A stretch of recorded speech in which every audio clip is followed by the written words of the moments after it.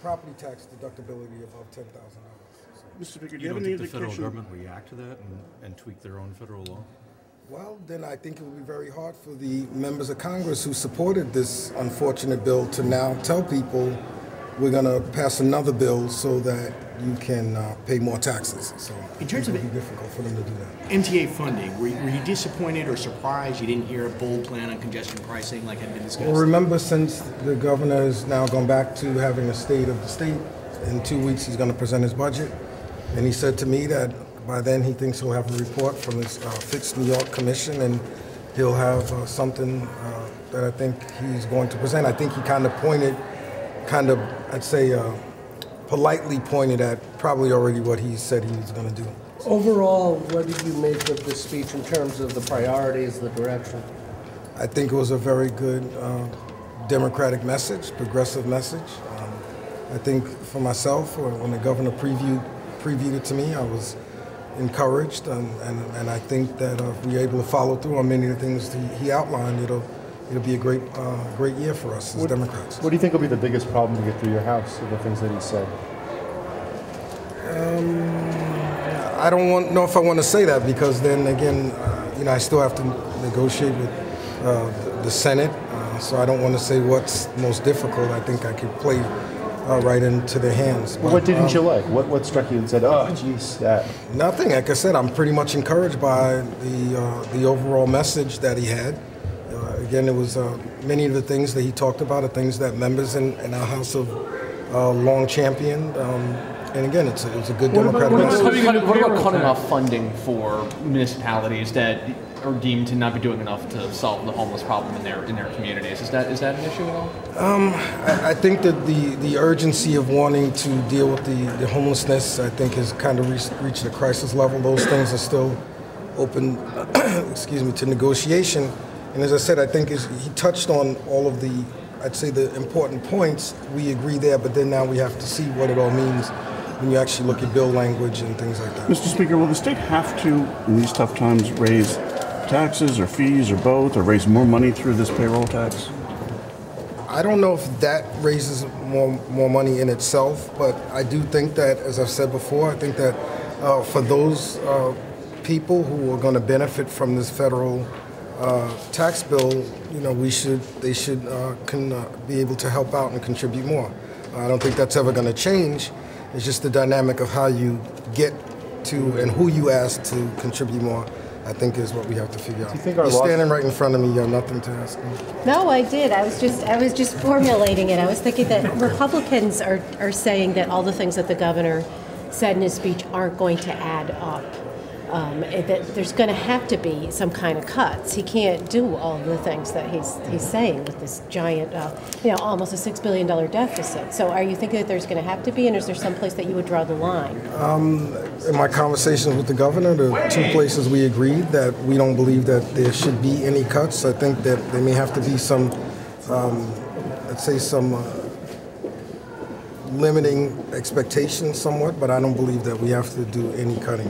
Remember 10 years ago, not 10 years ago, when the governor was elected in 2010, we had a $10 billion budget deficit, and things weren't cut. So I don't know why we would have to make cuts with a $4 billion budget. But maybe not. They did a formula move there that was different than what he But can if do you now, can right? deal with 10, I think you can deal with 4. It won't be, no, it just didn't grow it. Yeah, so do you think school aid might have to be flat this year?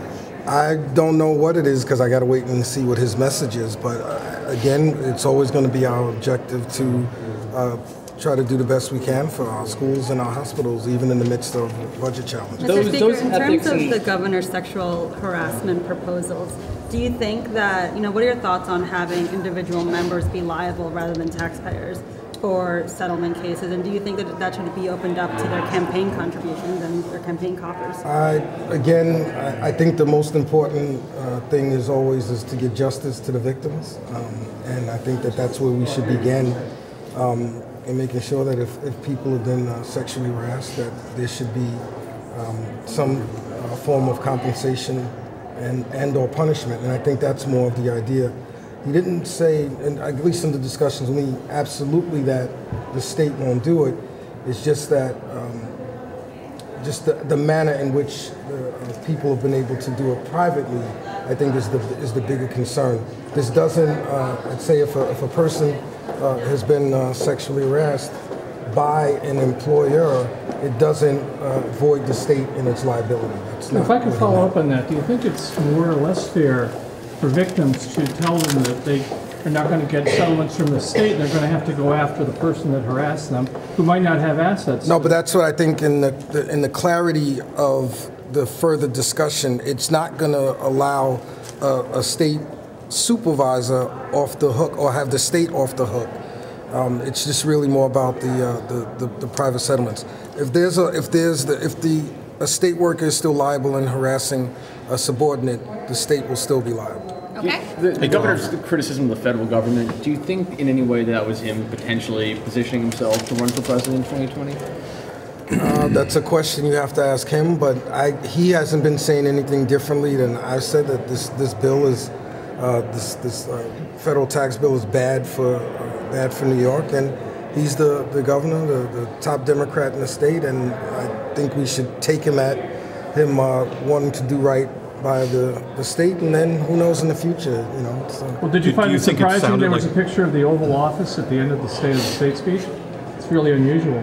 I don't want to speculate on speculation. As I've said before, I think that any big state governor or senator is going to be on the list, and the governor has done well pointing out the problems that are happening in Washington and what Washington is doing to the state. What do you think about the idea of suing over the tax bill?